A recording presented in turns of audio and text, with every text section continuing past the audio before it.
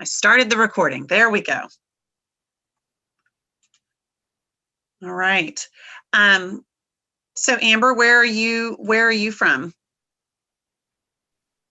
I'm in Henderson County. Oh, very cool. And what do you teach? I'm actually the district instructional technologist, and Oh, I'm getting ready to work with you oh, on the new DPI Rethink Ed team. oh, so cool. Wonderful. And so which region are you in? I'll be the content development lead. Oh, wonderful. All right. Well, great. Up there in the corner is Alex Kylan. She and I have worked together for years and are good friends, and she's my chat manager and tech supervisor. Well, I'm so excited to put your face with the name. I've seen it in the emails now. Great. Yes. Nice to meet you. That is so Thank cool. you.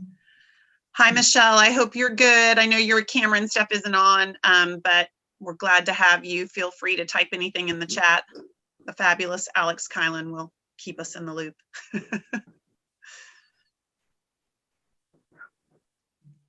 Where are you from, Michelle? I'm out in Hickory, out by Boone. Oh, yeah, absolutely. Very good. And what do you teach, or where are you at? I'm at Hickory Career Arts and Magnet High School, and I'm EC teacher. Oh, wonderful. Very cool. That must be really an interesting group to work with. Well, this past year was my first year, so it was. Well, it will never be that hard again. Thank you, Lord. Hallelujah. Oh, my goodness. Talk about being dropped in hot water. And I'm the only EC teacher. I mean, we're a small school because we're a magnet school, but still. Oh, my gosh. All right. Well, welcome. Take a deep breath. You've survived. Year 2 can't be anything but better. Wonderful. All right. Well, I'm going to share screen again, just so that if you have not everybody gotten where you've logged in and gotten the Performance Matters app, make sure you get it, because that's how you get credit at the end, and you'll have a QR code that you're going to use. And so I just want to make sure. And then I will click to this screen. If you haven't made a name tag, they've got some really fun name tags. And Alex, if you'll put the code to our presentation in the chat, just in case people want to open it up, because then you can click any links on your own and things like that. All right.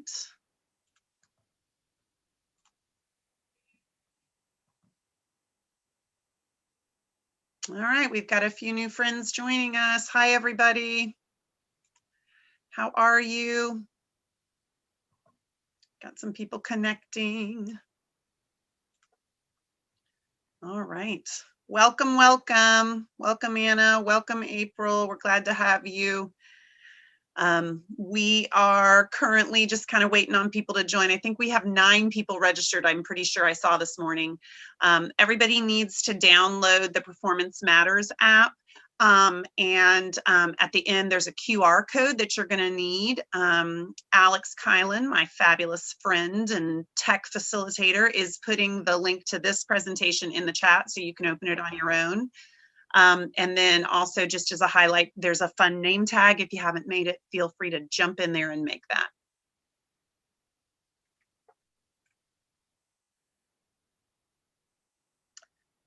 All right, we're just having lots of people joining. Welcome, welcome. Hi, everybody. I'm Kristine Barberio. I'm here with my wonderful friend, Alex Kylan, who's going to be manning the chat. We'll introduce ourselves in a minute. This is the information to log into the Performance Matters app. Make sure you do that so you get credit at the end. And then here is a name tag link, and Alex is putting the information in the chat for you so you can open this presentation on your computer and click links on your own as well. Anybody need anything, type it in the chat. And I do have the controls on the way I did for the kids where they can't unmute themselves. So if you want to unmute, just put it in the chat and then Alex will let me know, okay? You can also raise your hand electronically. One thing I learned early on in the last crazy year and a half of school was to really have the Zoom or Teams or whatever you're using, Google Meet, on lockdown, so the students really couldn't do much without you allowing them to do it. That's one of my tips if you're going to do any kind of hybrid or virtual learning, is to kind of have it tight and then loosen as they get used to the expectations. All right, well, it is 11:01. I think that we are waiting on a couple more people. So I know there's 9 total other than Alex and I. So we'll just give them about 2 more minutes. We'll let people join in and get that Performance Matters app going and let them get their name tag. If they want to play around with it, you make a copy of it. It's a fun little feature.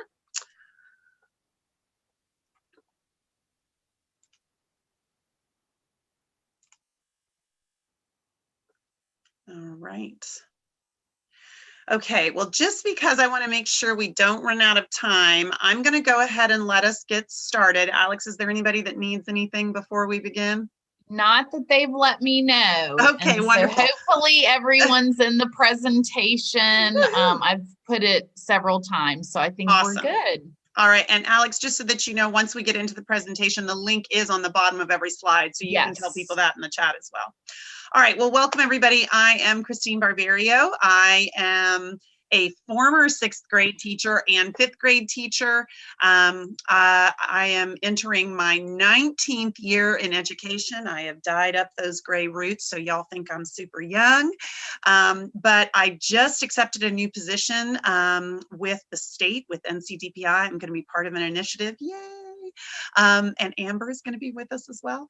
I'm going to be part of a new initiative that is called Rethink Education, that is designed to kind of take the lessons of the pandemic and then help train people in the state. I'll have the Southwest region. And so I'm really excited. On the other side of me is Alex Kylan. Alex and I are friends and have taught together for years. Honestly, I am just so excited she agreed to do this and man the chat, because she knows way more than me. So like you get like a bonus extra special person. So we're glad to have her. All right, so we're just going to jump into it. This workshop is totally designed to be interactive. So we're going to kind of use the tools that I'm going to teach you about throughout. So please feel free to jump in and do as much as you're comfortable with. Alex is putting the information in the chat for you, so you can access this presentation that way at any point. And so to start off with, though, I wanted to do a quick little icebreaker. And so what I wanted to do is, I found this video. Of course, I found it on Facebook, but it is all about the types of teacher during summer break. And so while we watch it, I want you to start thinking, which one are you? And then you can share in the chat, or you can raise your hand or ask to be unmuted and share out loud. So see which one you are. Morning, Jan. Have a great day at work, Dave. Summer.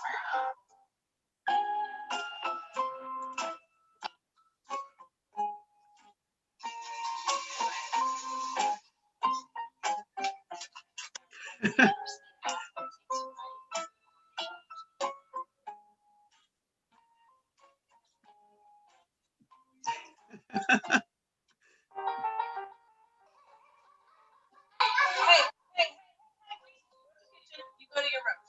Go clean your room. What? I'm not.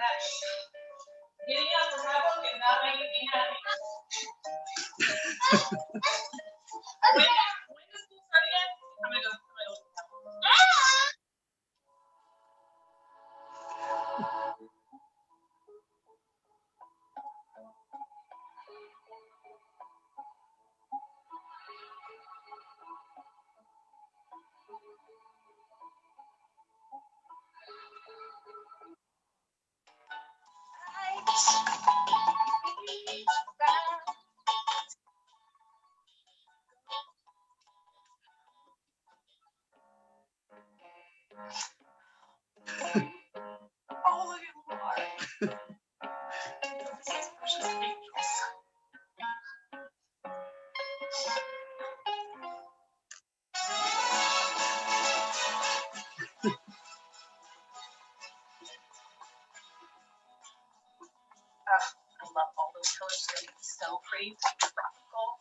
boho chic in the classroom. A plant hanger for my window. I can't wait. I cannot wait. I'm gonna do some painting. I have such cute butterflies. Welcome to Chili's. My name's Rachel. What can I get you started with today? Oh, tonight? I just got off work. I'm really tired. I know. Teacher salary, man.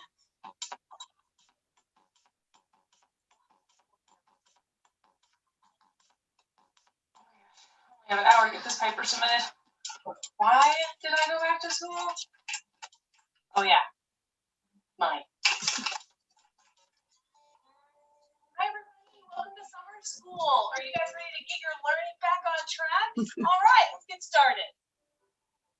To-do list.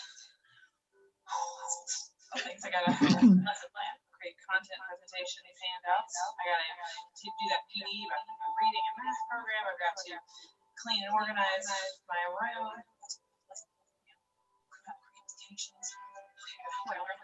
Learn from new reading programs.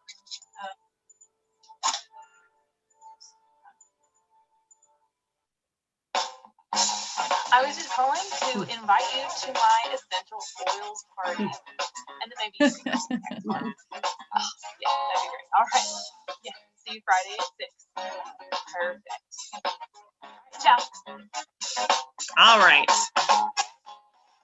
All right, so let's take a minute and everybody, what do you think you are? Some of you, okay, Michelle says you're a combination of all of these.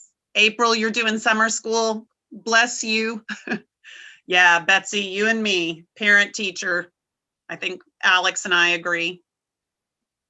All of the above. I love that. All right, anybody else have one of those that you recognize? Used to have the summers off teacher. That's a new one. That's a good one. Yeah, I want to be the Zen teacher, but that's not the case. All of them. All right. Well, obviously, as you guys continue to put these things in the chat, obviously, this has just been one of those super unprecedented years, and we've just really never seen anything like this. And so what I wanted to do with this workshop today was really just help everybody kind of take what we learned from it. Before, we had a few friends start early, and one of our friends started first year teaching in an arts magnet high school with EC kids. And so, like I said, it'll never be more challenging than what you went through. And so I think that for all of us, we want to kind of reflect and learn and apply those so we can figure out what the good pieces were over the last year. So we are going, hold on, there we go. So we're going to be talking about how to create a strong community using these digital tools. We've got all different ones. And so the goal of this workshop is really and truly to be super interactive. We want you guys to try them out, see them. These may be old for you. You've used them a lot, maybe new, but the goal is we learn from each other. All right, so here's what we're going to be doing. I've already mentioned applying lessons about the changes and the challenges. We're going to really briefly touch on something that I believe so essentially, which is the importance of building community and how that fosters academic growth. We're going to share ideas. I'm hoping to leave with a few myself of what works for you to build community in a virtual or a hybrid or a traditional classroom setting. We're going to share resources. We're going to discuss differentiation, because that certainly is one thing that we saw from many people was an issue, was how do I serve all my different populations of kids with these tools? And then finally reflect on how to apply the gains that we did get into this upcoming school year. All right, so the first thing that I wanted to do is just kind of remind us all the importance of teachers. I think after last year and entering this next year with kind of the mask, no mask, how will it be? What kind of school will we do? There's a lot of like tension. And I think sometimes we can lose focus on why teachers are important. So I want everybody to take a minute. We're going to be using a tool called Jamboard. Jamboard is just kind of a public space where people can put in links. So you can click on the link in the presentation. And what I'd like you to do is put in a sticky note that tells us who was your favorite teacher and why, not using any names, and who was your least favorite teacher and why. Again, not using any names. We're not looking to bash anybody. We're just kind of trying to talk about the qualities of our favorite teacher and our least favorite teacher. All right, so if everybody will click, we're going to use this Jamboard program. you can just add sticky notes and we should be all able to access them together. And so just what were the qualities of your favorite teacher? What were the qualities of your least favorite teacher? You can use the icon right here for the sticky note, and that'll give you where you can create your own sticky note and drag it over and onto the presentation. Let us know if you're having any trouble managing it. You can put in pictures by using this little kind of mountain looking thing. You can put in a text box just by going here. This is the eraser. So let us know if you need help, but everybody put in some of the things that are your qualities of your favorite teacher, qualities of your least favorite teacher.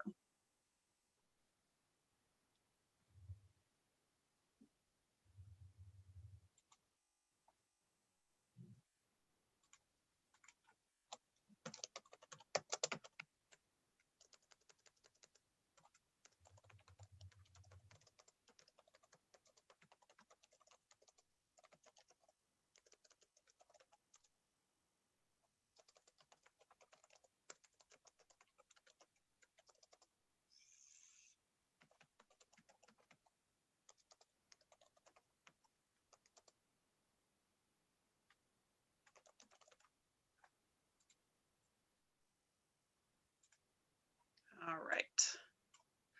So let's kind of take a look at some of these and see if we can't zoom in a little bit on my end so we can see. All right, so I wrote, my favorite was funny, challenging, inspiring. My least favorite was disengaged, unkind, and boring. Great one. Treated all the students with the same level of respect.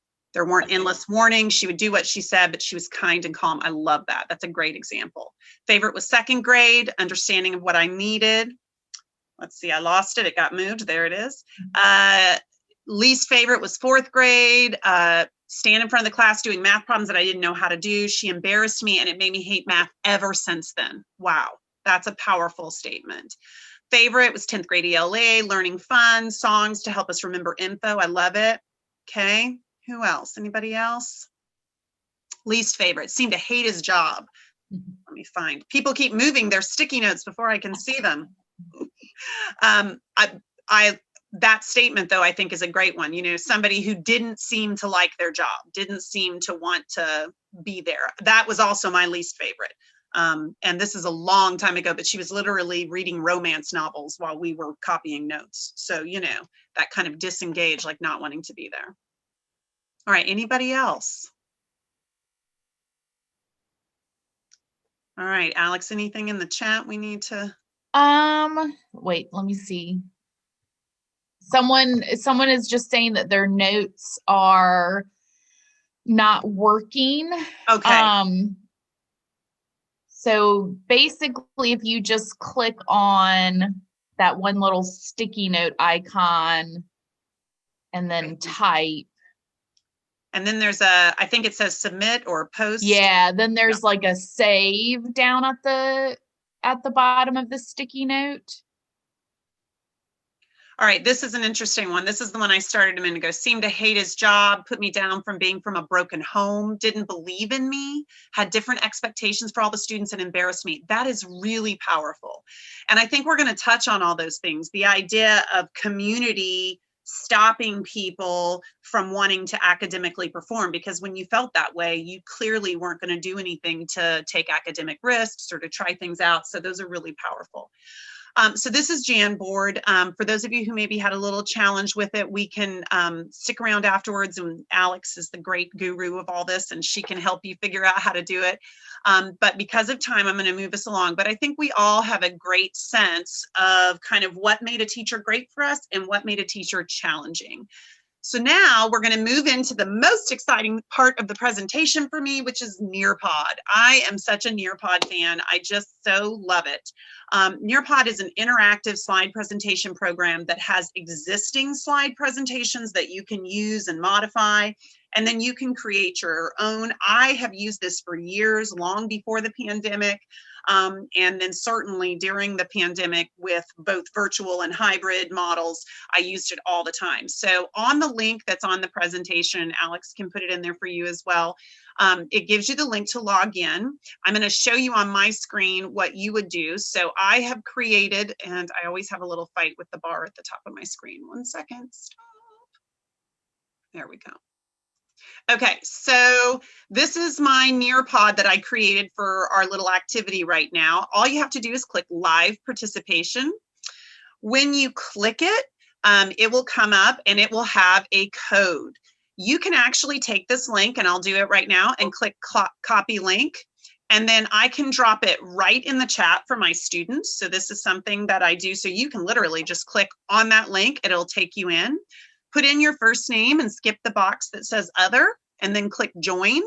Or you can go to the link that we posted and that Alex posted and type in that code.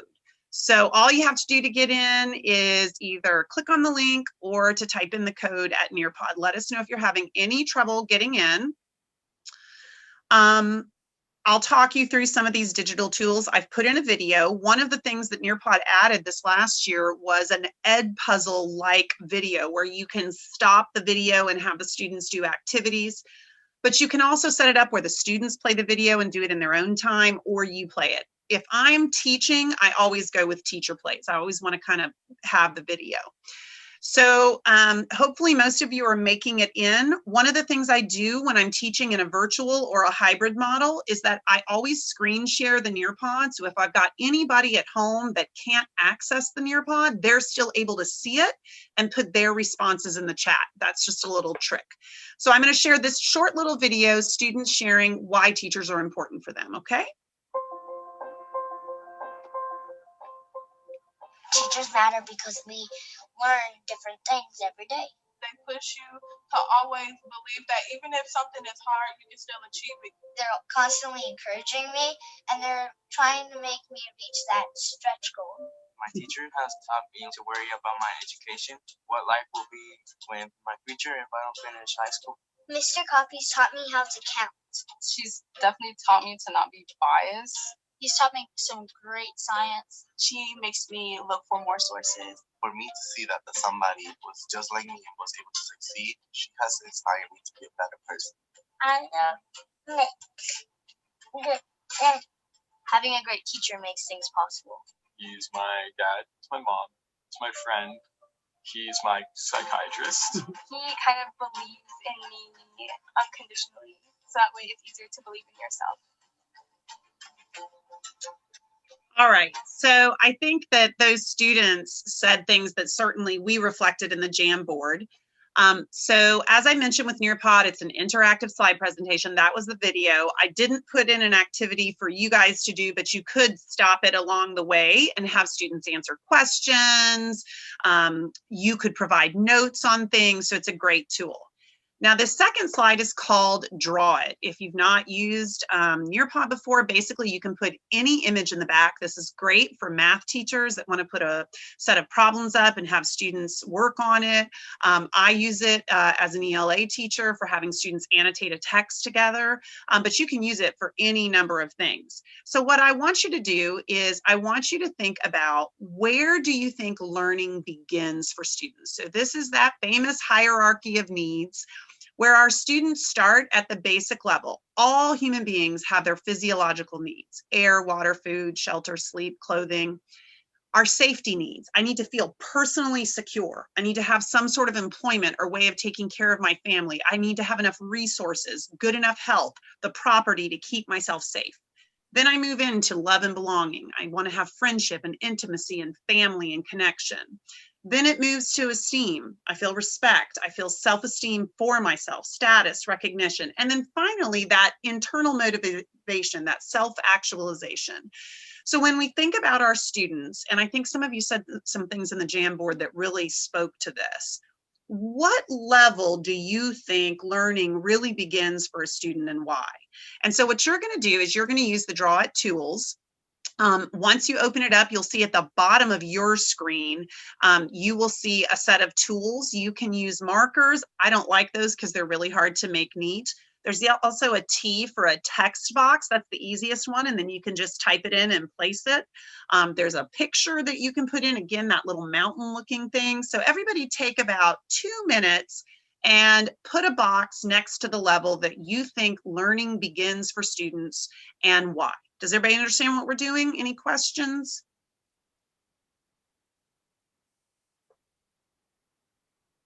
Alex, are we good? Anybody need me for?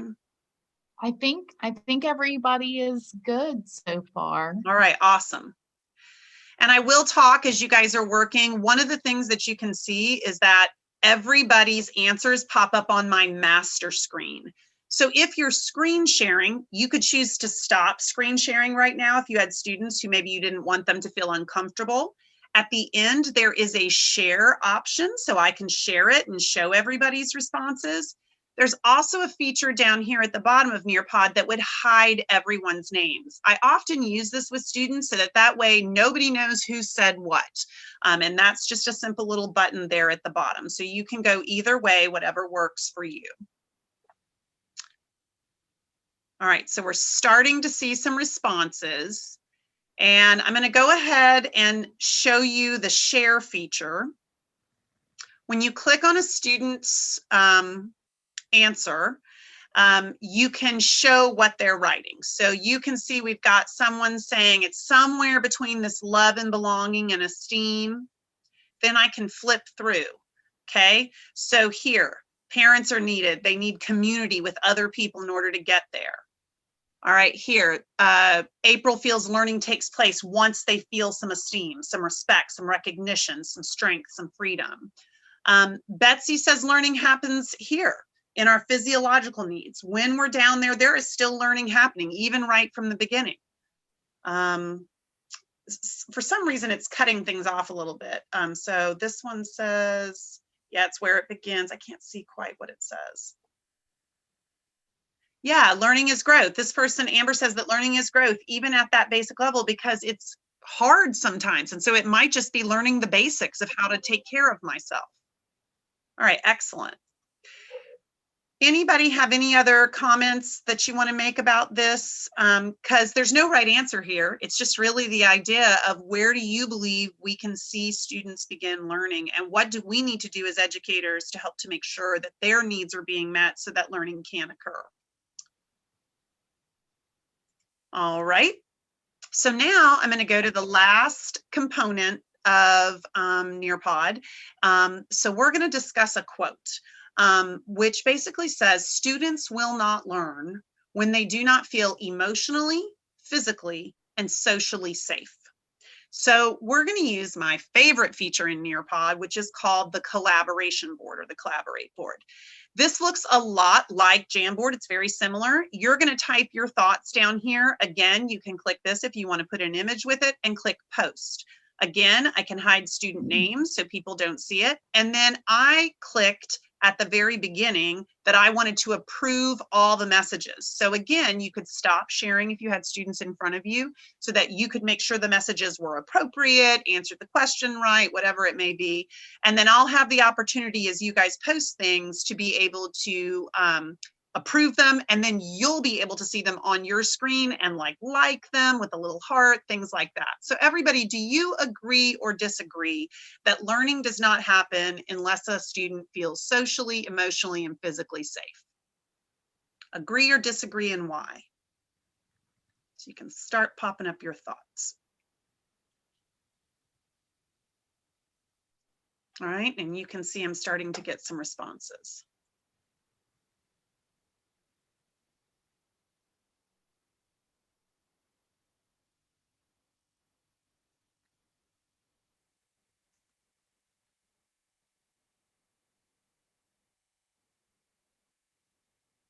All right, so we have a disagreement with that. They may not learn what content, but they will learn a hard lesson if the educator is not as supportive or caring as they should be. Absolutely. So we certainly have heard that throughout our time so far in this workshop, where we've kind of gotten to the point that we realize that students may learn negative things, like some of those Jamboard comments that we had. All right, great. What else?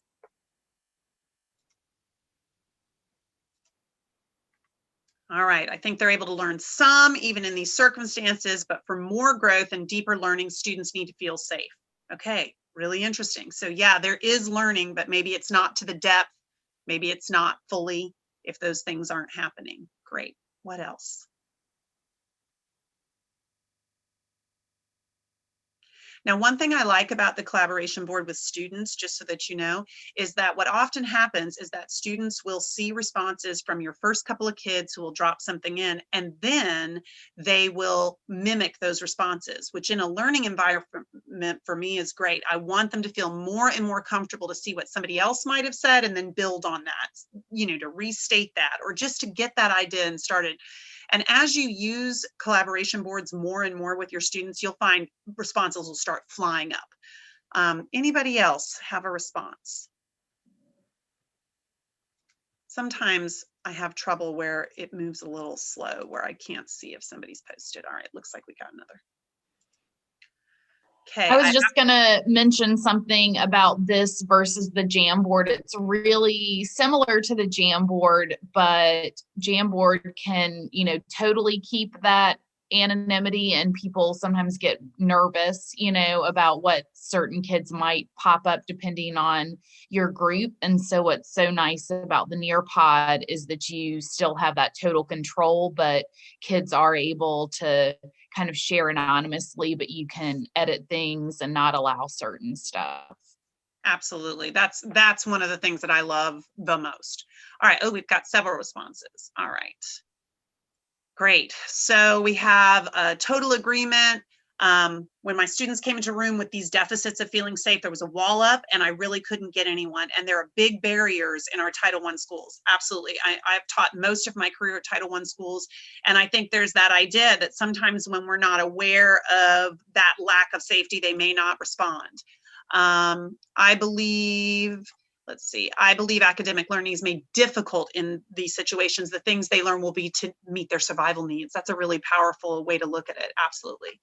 I agree with the quote, students may have things going on in their life that makes them not able to focus on instruction. Absolutely. And I think when we as educators are at least aware of the challenges, it can help us figure out what we need to do to move forward better.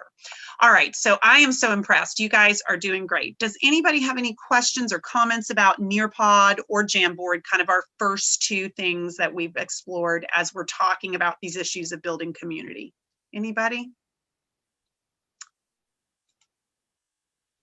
Maybe as people are thinking about the questions, you can put in the chat or share, but you know, it makes people feel safe to be able to share in those like collaboration boards and interactive, even when it is, you know, through Zoom or in the classroom. So that's kind of a nice aspect that these tools can actually build some community. Absolutely. And one thing that I found with Nearpod before the pandemic, before I even knew what virtual learning was, is that kids that are quiet kids who wouldn't raise their hand in a whole class conversation, they will comment in the collaboration boards, or there's a open-ended response you can use. So there's a lot of different ways to use it in just the regular classroom. And I think it's really beneficial. Yeah, Amber said gives everyone a voice, and I know we're always trying to do that. So she was saying that kind of like even right before you mentioned it. My own daughter is very quiet in the classroom, and so she really opened up in these kind of experiences, or even in a Zoom chat, she would type something that she wouldn't necessarily have said out loud in class, for sure. Absolutely. All right. Well, the goal for me with those kind of first two exercises was for us to kind of shake off the trauma of the last year and a half and all the things that we've been through, and remind ourselves that we as teachers, we as educators have such a critical role in fostering an environment that creates community, that allows students to feel like they're part of a group that is about kindness and respect and treating each other with dignity and participation, and everybody has a voice. And that community, when it is done well, will achieve academic success. It will achieve it in better ways. And so sometimes I think we as educators get so stuck on things that we don't realize how critical community is to fostering academic success. So I wanted us to kind of start there.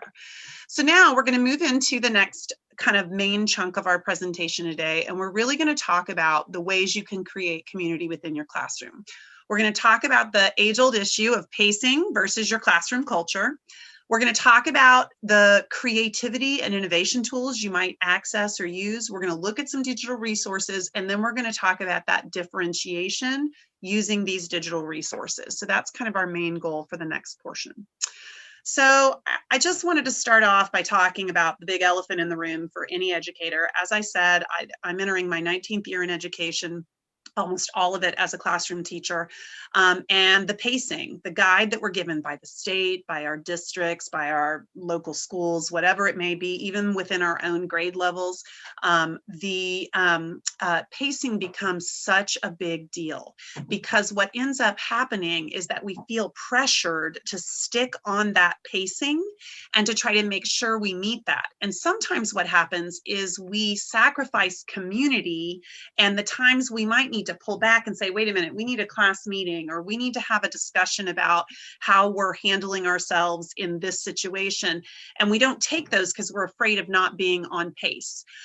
We also need to remember that pacing can differ.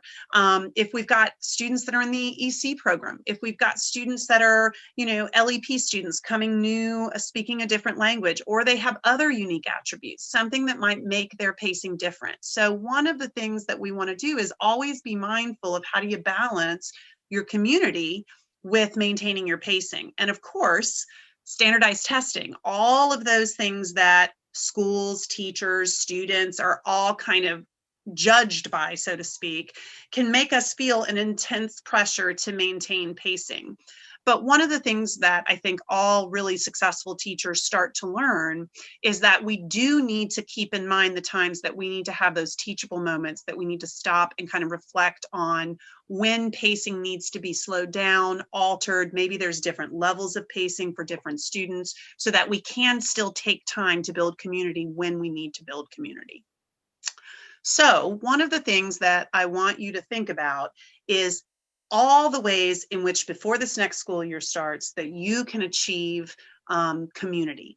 And so a lot of this is just based on what I call the 5 hows. So a few years ago, I started a blog. I've had a lot of fun with it. It's called Authentic Teaching.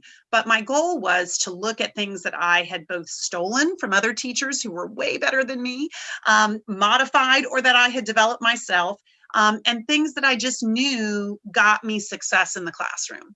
And so the 5 hows are really about this. And it's simply thinking about, how do your students enter and start anything in your room? Entering your room, starting an activity, starting a group, whatever it may be. How do your students exit and or leave an activity? How do your students move within your classroom, within the school? How do your students work? What are the expectations of community within the work environment? And then finally, how do your students speak or treat each other? Speak to or treat each other. These are the 5 hows. And so there is a blog post here, which you're welcome to look at. But one of the resources that I developed and that I've shared with people and that I've now given you, where when you click on this, you're able to make a copy of it for yourself and then have it. You just click on it, make a copy, and it'll save it right into your Google Drive. But this is called the 5 hows planning sheet.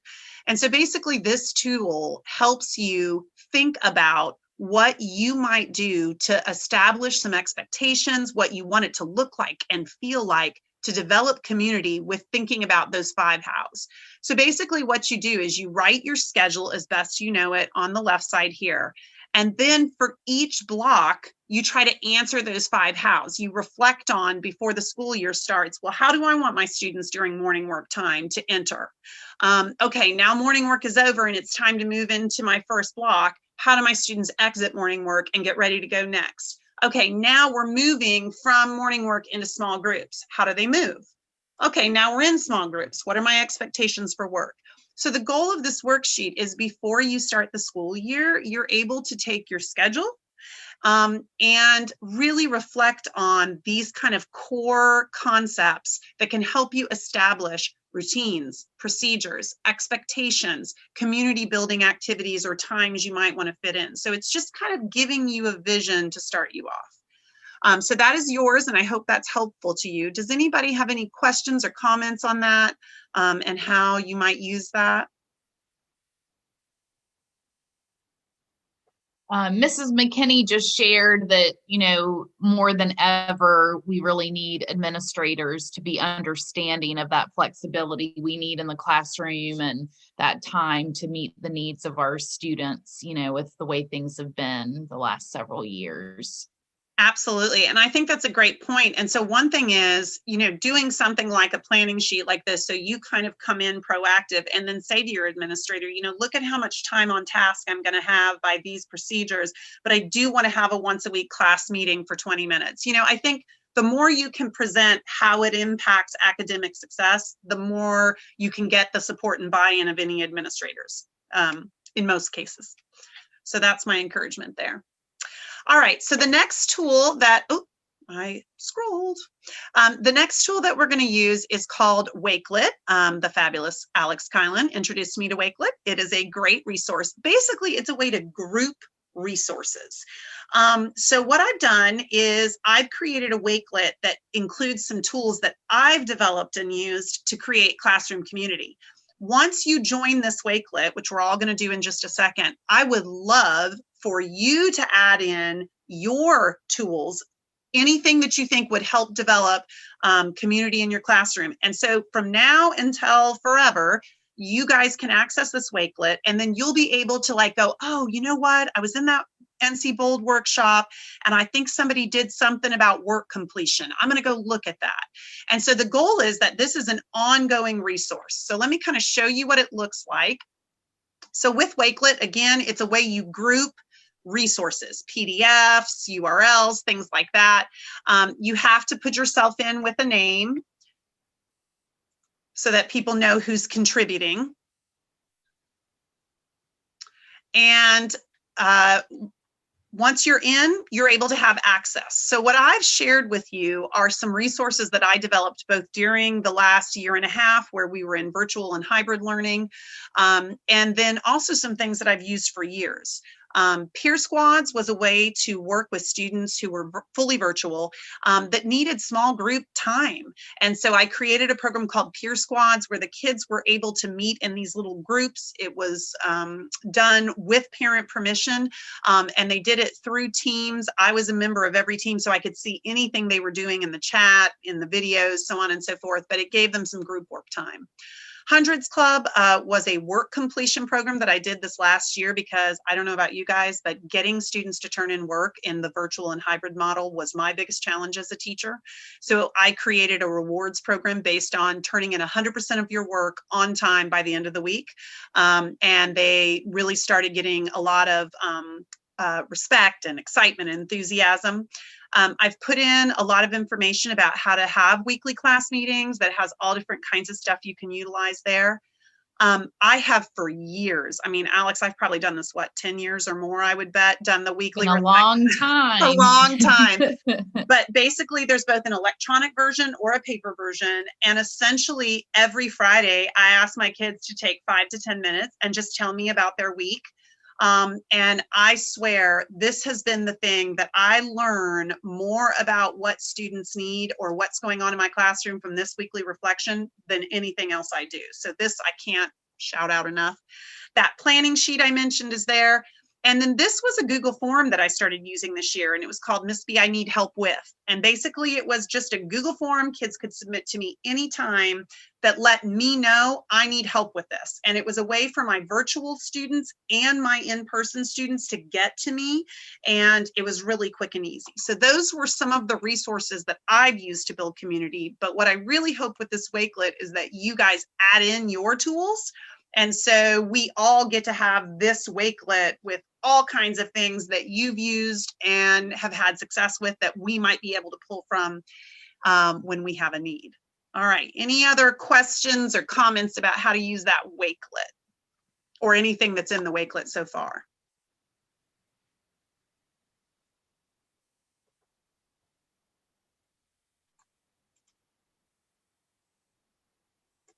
All right, well, let's move ourselves along. Okay, so I wanted to make a top 5 list of my favorite resources, but it is an ongoing joke amongst my family any students I've ever taught and most of my friends that I have top 5 lists for everything. And usually I have about 20 things on them. Oh, it's one of my top 5 favorite restaurants. And then there's 20 of them. It's one of my top 5 favorite movies. And then there's 20. So I rarely can stop at just 5. But I did want to share with you my 5 favorite digital tools. And then I added a few more. Nearpod, we've already looked at. Flipgrid, I think most of you are familiar with. If you're not, we're going to use it in just a minute or two. It's a video recording program. I use it in dozens of different ways. Jamboards, we've already looked into. Edpuzzle is an interactive video program, and my ELA team used this almost exclusively for the first half of the virtual learning year last year. Basically, we would record our instruction and have where it stops throughout the video, and the students have to answer questions in order to proceed. So it makes sure that they're actually watching the videos. And you can use existing videos. You can record your own videos with a program like Screencastify.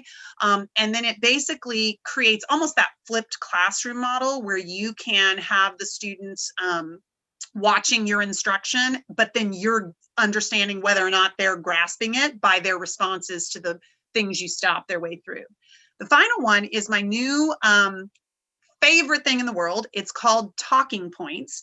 Talking Points is an app that works just like Remind, if any of you are familiar with that. It is a texting program that allows you to text with parents where it's not using your number. It's all done through the internet, so your information is safe. But what is phenomenal about Talking Points is that it translates into about 80 different languages. So you can set the parent's native language, and it will send your messages to them in their language and translate it, and then send their native language back to you and translate it. And they just added a feature where you can record a video and it will do closed captioning in that person's language. So I had students in Chinese, in Spanish, in several different languages, and I got more parent communication through Talking Points than I ever have in my entire 18 years of teaching. So it is, I cannot stress it enough. It is free, super easy to use and set up. And so I just really want to hype Talking Points as really a great way to make parent access. You could also do it with high school students. I know some of you teach high school. Other ones, Wakelet. We already practiced and looked at that. Flocabulary is one of my favorites. They have a bunch of videos, but people don't know that for every video, they have literally like 25 different things that you can do with the videos that are all pre-set up for you. I ended up going ahead and subscribing monthly. It was like $10 a month to get access, and it was a good $10 for me. So I enjoyed that. Quizzes and Quizlet are both excellent at creating quizzes, particularly in the virtual and hybrid environment, because you can send kids a link. They can do it. I did all my vocabulary quizzes for my gifted students through Quizzes this year, because I could just literally send them the link to the homework version. And then they could take the test and I could see their scores. Kahoot is an online interactive kind of game that you can do a million things with. And then the newest one that my daughter introduced me to is called Blook It. And it is an interactive game, but it's kind of more of a video gamey thing. My kids went crazy for it. So those are kind of my list. So what I wanted to do now was have you share yours. So Flipgrid is, like I mentioned before, an interactive video recording program. I used it for a million different things. I would have kids show me the work that they'd done at home and describe it. We would have them record their responses to a book we've read. It just has so many uses. What I want everybody to do is go into Flipgrid, and I'd like you to record a short Flipgrid. You need to make sure you don't click join with Google or join with your regular, because you won't be allowed in. So you need to click at the bottom. It says enter as a guest. And then the password is I love it with an exclamation point at the end. And then you will be able to go in and record a little 2-minute video telling us about your favorite digital resources. So I'd like everybody to take a minute. Alex and I are here to help you. If you're confused on how to use Flipgrid, just type it in the chat or raise your hand and let us know that you'd like us to help you. But what is your favorite digital resource? You can name one I've already named, or you can name something that we don't know about. All right, so 2 minutes. Any questions?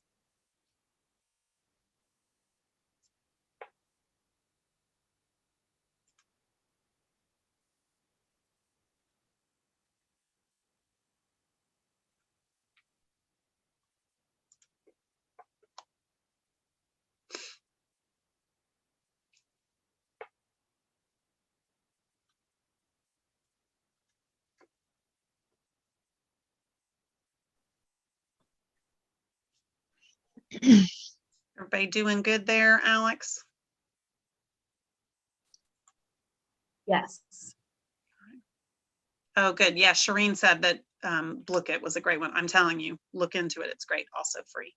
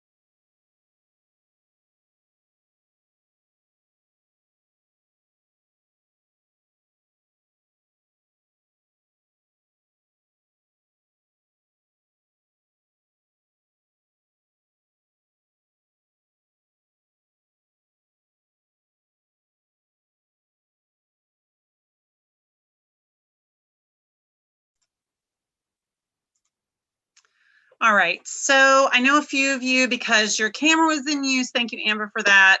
You maybe couldn't record. Please record afterwards. We'd love to hear what you have. And then again, similar to the Wakelet we already mentioned, this would be a resource you could access anytime to go, what was that thing they said was good? And you could go take a look at it. And so if you could finish up any of your Flipgrid videos in the next, I don't know, 30 seconds or so. And then if you don't mind putting in the chat if you are done or ready to move on. Absolutely. Pear Deck is a great resource, Shireen. Thank you for sharing. You're exactly right.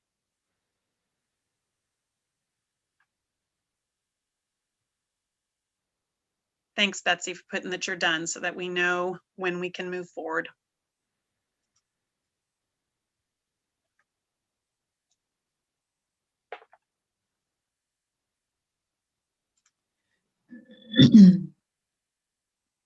Yeah, I think I see like at least 5 are posted for the Flipgrids. Oh, awesome. Yeah. Yay. All right. Okay, well, I'm going to move us forward just because I want to make sure I get through everything today. So if you're not done with the Flipgrid, feel free to kind of mute me and keep going or finish it up afterwards. So now I just wanted to touch base about differentiation. So obviously, anybody who's taught knows you get a group of students, and no matter what group they are, they have different needs. And so you're going to have kids all over the place with what they need. And so what we want to do is talk about, in that virtual and hybrid environment, often people were really struggling. Well, how do I serve my EC students? How do I serve my gifted students? How do I serve my students that maybe have where they're very visual, and so it's hard for them to keep up with things I'm popping on the screen. And so we want you to think about, how can you use digital tools to differentiate?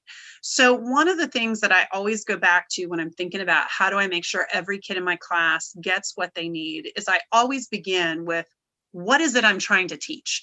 Sometimes when we're teaching bigger concepts, there's 5 or 6 very specific components that I'm trying to teach as part of this bigger concept, and I need to dial it down so I know for today, for this lesson, what is it I'm really trying to accomplish? And so I think that's the beginning. Then you really have to have a sense of, where are your students? What is their independent learning level? Where are they at, and how can I support them? And so obviously we are such a data rich time as educators. We have so much data that we have access to that often it can be overwhelming. We're not 100% sure what data to use or where it's from or what would it tell us. So one of the things that I encourage you to do is to find a way to really understand for yourself that data. So a basic tool, again, I've given it to you so that you can make your own copy of it, is very simple. And it's basically a program or a concept that we used in what was called Kid Talk, which is where we were talking about kids that might have different learning needs. And so basically, green, yellow, and then kind of red. I made it pink because pink's fun. What kids do you have that are academically where they need to be? What kids do you have that are your bubble kids, the ones that could go either way? They're not 100% sure. They've got some, but not all. And then what kids do you have that really aren't where they need to be right now? They're struggling greatly with whatever the concept or the idea is that you're teaching. Also, you can use this to kind of rate for yourself behavior. What kids' behavior is where it needs to be and facilitates their learning? What kids are kind of back and forth? What kids' behavior really gets in the way of their learning? What kids have social emotional needs? So this is for your own tracking, to kind of start looking at your kids and thinking, where are they? What do they need? And what can I figure out to put in place to differentiate for them, both academically, maybe behaviorally, maybe with their social emotional needs. So this is a very simple tool. What I would do with this, and what I have done with this, is use this by looking at multiple data points. One thing we don't want to do is look at one test, one thing, and say, this is where this kid is. We want to look for a pattern of data from their weekly tests, from their informal work that they turn in, from the way they can orally articulate what they're getting of a concept. So we want to use multiple data points to help us with that. So that is kind of a way to start thinking about where your kids are. Questions or comments about that? Anything in the chat I need to address?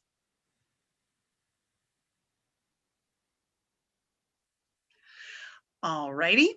Well, then the next piece of it is, okay, so now that I know what I'm trying to teach, now that I know where my students are and what their learning levels are and what their behavioral needs or their social emotional needs are, now what modifications do I need to put in for individual kids or for groups of kids? And so right there on that tool that I mentioned, you can literally start writing notes for yourself. Okay, if I do this, it might help this student with this area of need. And one thing that I really encourage all educators to do is to remember to think outside the box. I think sometimes we get really trapped into thinking we have to do it a certain way. But I think if we're willing to think really innovatively, often that's the solution. And I give an example of a student that both Alex and I taught when we were team teaching years ago. And this student came into 5th grade having been retained once, not certified EC at the time in 5th grade, although he did qualify dual certification by the end of the year. And he could not write at all. I couldn't get him to put one sentence on a piece of paper. And so we were trying all different things, trying to figure out how I could assist him. And finally, I realized he always wanted to tell me stories at recess. So I went down to the media specialist and I said, hey, do we have any like little cameras or anything that we can record? And they had these little, I can't remember now what they were called, but they were like a flip camera thing that you could record a short video on. And I gave it to him and I said, record the story that you want to write for me. And so he did. I sat him in the hallway, he recorded it. And then I had him listen to a sentence, stop it, pause, write it down. And that was the ticket. That was the way I got him to start writing, was just to think outside of the box. What could I do that could make that student get where I needed them to be? So the key to differentiation in my mind is thinking about kind of these components and what you have to do. Now, I did give you some resources. All of these have some really great ideas about differentiation and about how to use the digital tools that we have to differentiate for all different groupings of kids. So I encourage you, if you are, obviously if you're in the EC program, but also just any general education teacher, you're gonna have different levels of students. And so really take some time to look through some of these and get some ideas, because there were some great, really specific hands-on tips you could get on how to differentiate more for your students. Anybody have any feedback, comments, success stories that you've had on how to differentiate with digital tools? Does anybody have anything they want to share in the chat, or I can unmute you?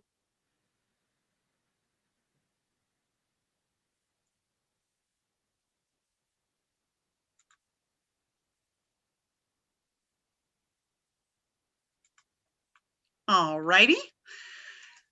So the last thing that I wanted to do before we stay on to answer any questions that you have is I really want you to know that it's been a really challenging and unprecedented year.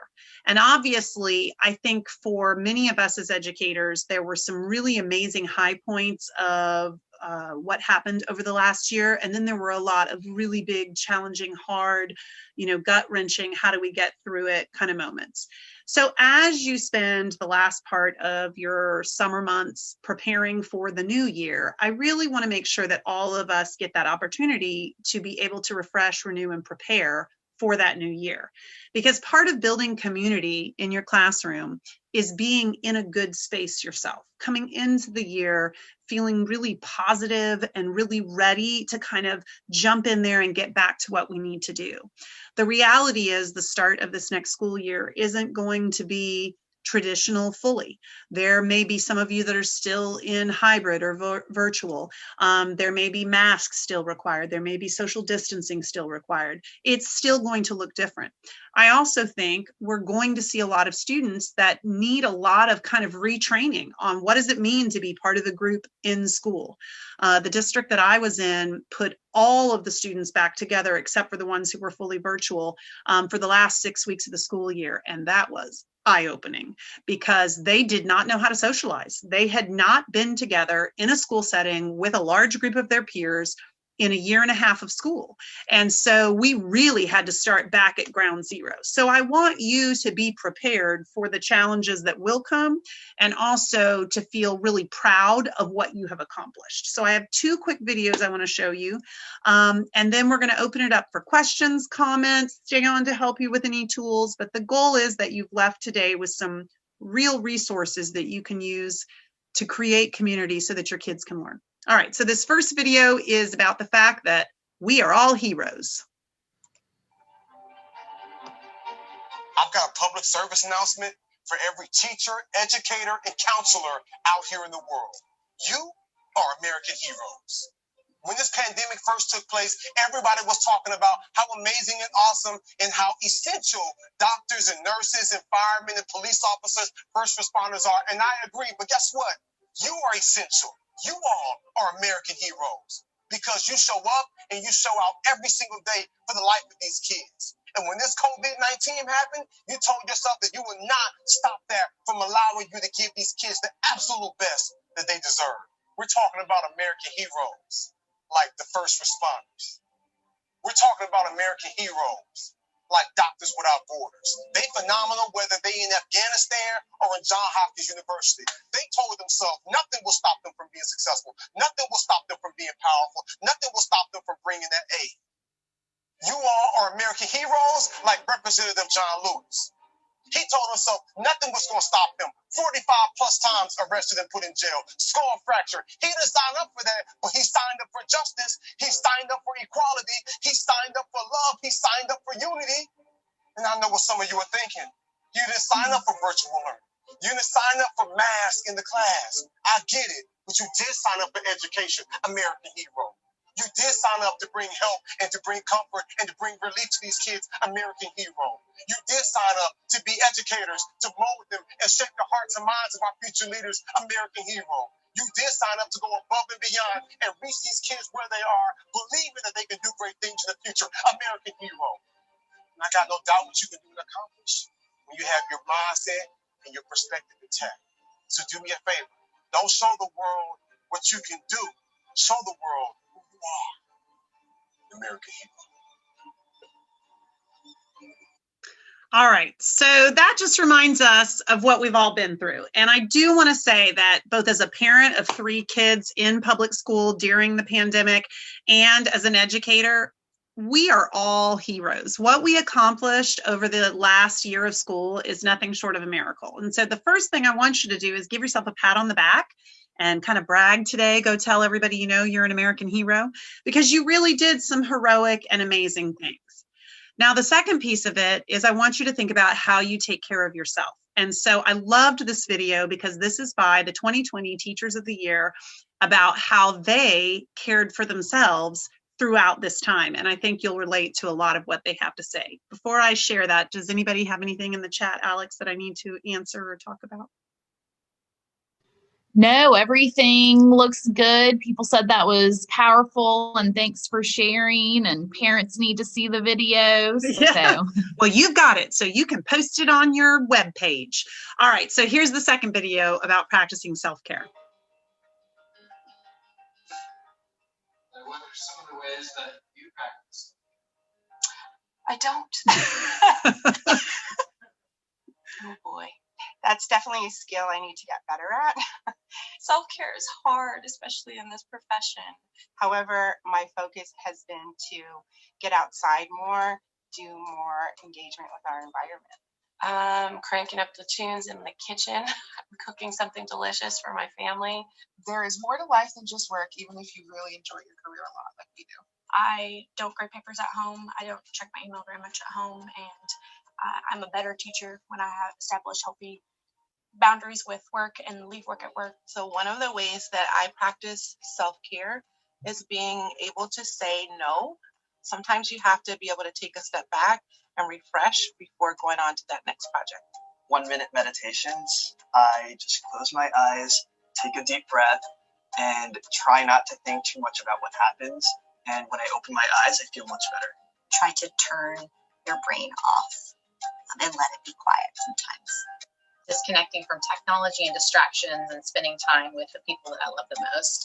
Before you assist others with the oxygen mask, assist yourself first. I like to exercise and be with my family, but yeah, assist yourself before assisting others. I think it's really important to give myself the time to be creative. Even actually really digging in and researching is creative for me. I play the piano in the evenings. I read a book. I try to take time that is both being still and also being active, spending time in prayer, practicing yoga, or even spending time outdoors, like going boonie stomping around the jungles of Guam. Fresh air and movement are key to restoring my sanity and perspective.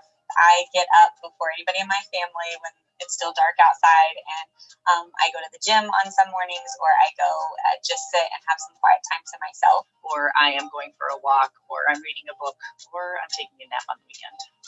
I practice self-care by traveling. Sometimes it's good to get out of our bubble. My best mode of self-care is to learn from my students. I've learned patience. I've learned empathy. I've learned the latest dance move. To reach out to other teachers, share experiences, and have somebody to bounce ideas off of it rejuvenates you and helps you reignite that passion for teaching.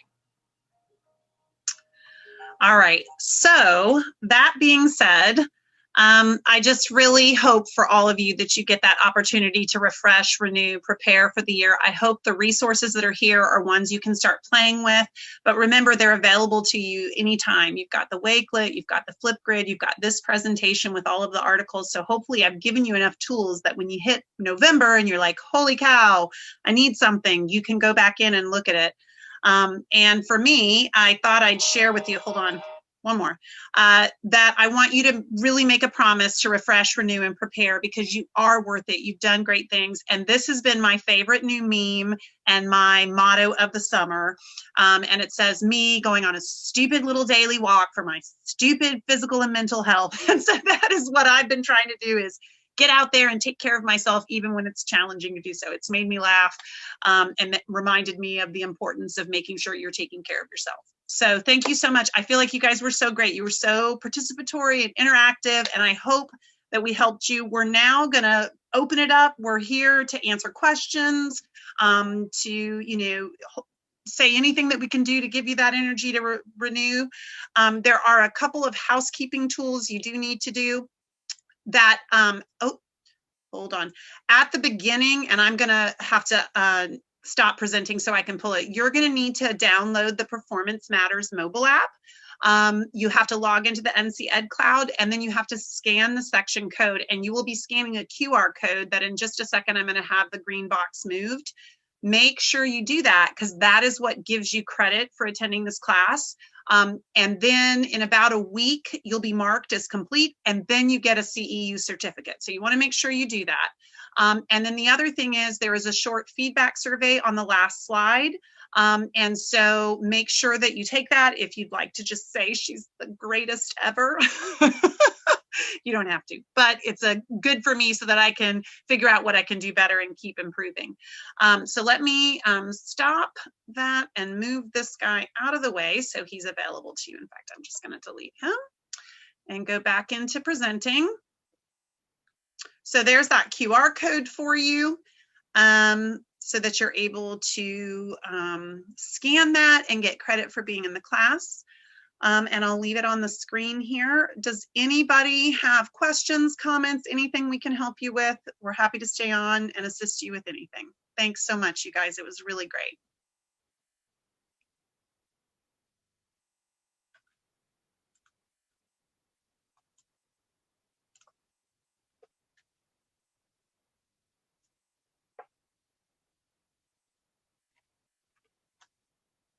Very much, Amber. Great. Shireen, thank you so much. I'm glad it was helpful. Yeah, Amber, I hope you were laughing at that meme. Absolutely, Michelle. I hope it was good for you.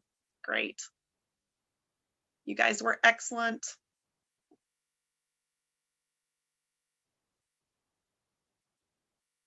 Anybody have anything else you need help with? Any questions?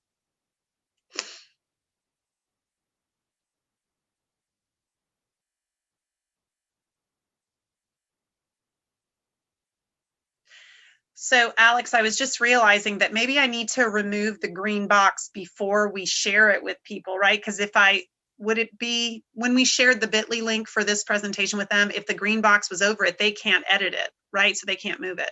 So for the second one, yeah, I need to do that before. Well, I think the whole thing from NC Bold's perspective is they don't want it removed until the very end. So I think this is the way they would want it done. All right.